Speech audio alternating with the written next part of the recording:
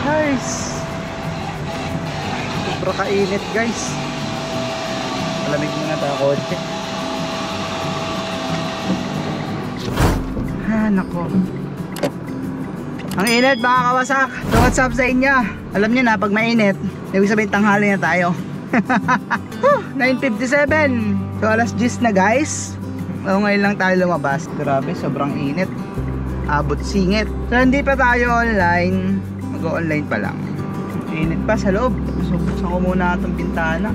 Labas kayo, init. So ngayon, ang gagawin natin guys ngayon, may mga twist pala tayo ngayon. Hindi naman twist, no? May experiment tayo. Kasi kahapon, di ba, on-off lagi yung ating saber. Ngayon, ang gagawin ko is, mula alas 10 ngayon, naka-off yung saber natin. Kung magkano ba yung kikitain natin sa normal na araw na naka-off yung saber na dito lang sa Cavite, no?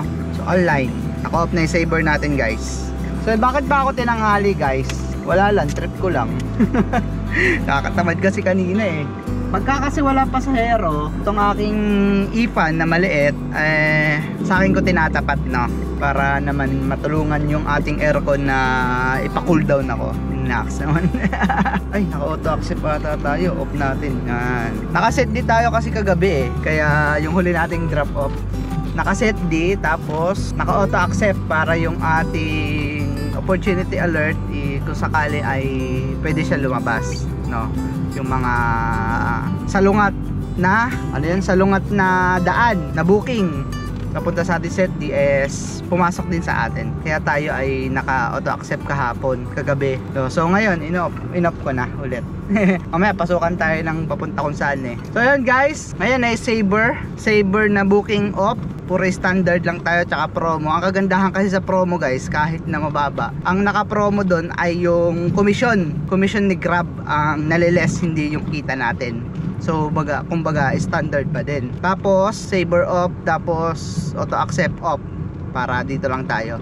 So try natin kung makakamagkano tayo, or kung may makukuha ba tayo dito palagi ng booking na standard lang, pure standard lang. Kasi napakalugi naman talaga kung naka-saber tayo. Pero ever since, hindi naman pa ako nalugi sa saber natin. So ngayon, itatry lang natin. So wala namang masama kung makakamagkano ba tayo sa pure standard booking. So let's see.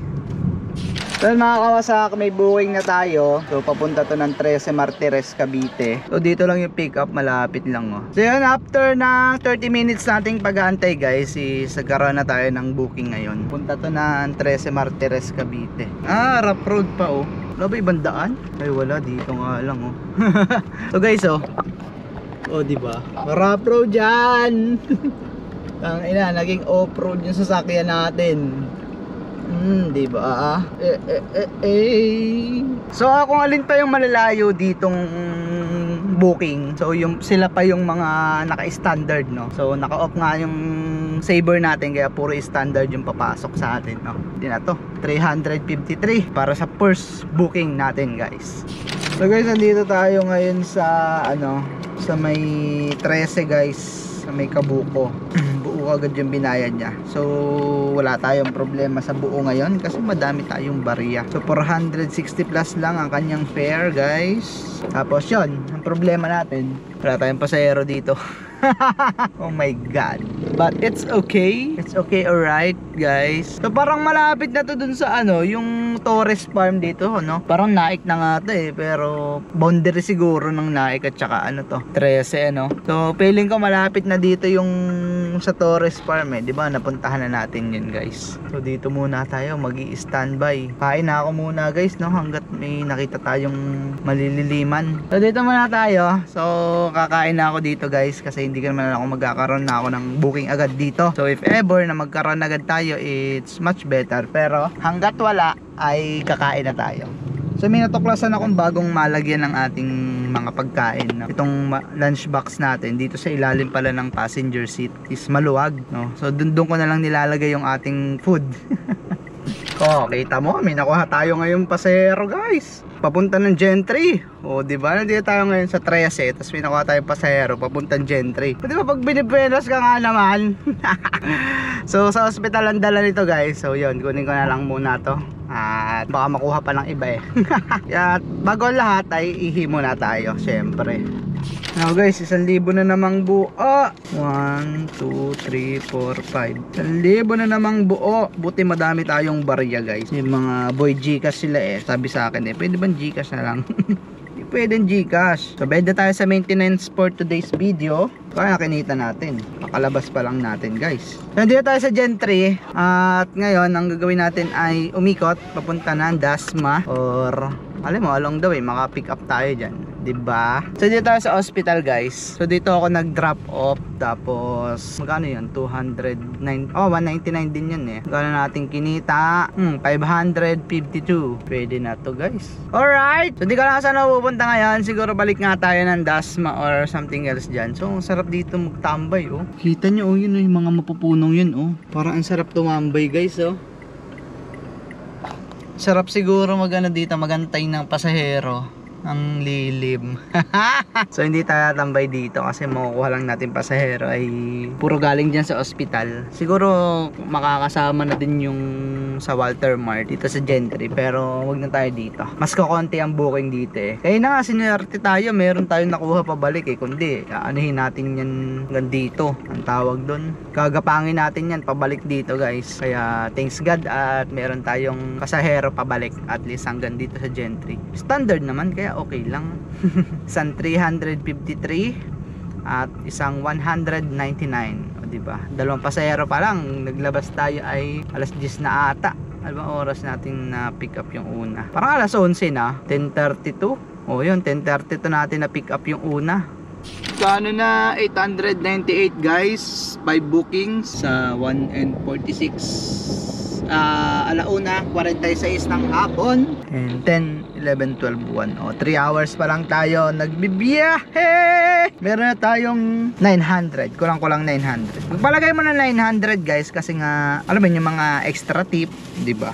Eh ano 898 naman no. Kano lang dos lang para sa 900. Eh kanina may nagbayad 167 lang fare niya, may nagbayad siya ng magkano ba? 200 pesos, keep the change daw. Thank you po. Standard pay na, may tip pa. Ganun yung mga masasarap na biyahe. Kumarienda muna tayo guys. Pagkain ko pala ay egg sandwich. Nako po. Nako. Yung tissue sumama na sa palaman. Okay, kain na yan. Hindi na masama kainin ng tissue. Kumarienda muna ako guys. Tapos na naman tayo magtanghalian. Doon tayong tanghalian sa 13. Ngayon merienda naman. Kaya sayang naman kung di natin ito makakain. Mamaya baka panisa din to, gawa ng mayonnaise. Tapos may kape tayo dito oh. Dito tayo makawalan ng kape. So mga kawasakan, dito tayo ngayon somewhere in Carmona. Parang boundary lang naman to ng Carmona at saka GMA guys. So 5:54, mag-aalas 6 na. So kumita na tayo ng tumataging-ting na loading. Yan, 1,669 kasama tip, nasa 1,800 na yan siguro guys. So yan, dito muna ako at nag-aabang ako. Siguro mga 20 minutes pag wala ay alis na ako dito. Nagagapang na ako kasi sobrang traffic guys ng dinaanan ko mula Dasma, SM Dasmariñas papunta dito. So possible pabalik is ganun pa din no. Kaya ayun, maya tayo alis dito. Naka-auto accept naman tayo guys. So iwan ko na ng cellphone ko dito. Ihi kasi ako dun eh. Magtatapon ako ng basura, pinagkainan ko. So andito tayo ngayon guys, 7-Eleven no, sa may Sea Oil. Along Governor's Drive lang to. Papunta ng Carmona. Hi, so yun lang mga kawasak. At ngayon ay 6:51 in the afternoon. In the evening pala. Ingay no. So 6:51 ng gabi guys. At wala na tayong nakuhang booking no. So hindi na kasi ako nagpatay ng set D. Kaya wala tayong nakuhang booking. Ay nako. So naka ano kasi ako papuntang 13, naka-set D kanina pa, Carmona pa lang, pero wala tayong nakuha guys. Tapos ngayon ay yun, yung kita natin ganun pa din, 1,669 guys. So yun lang.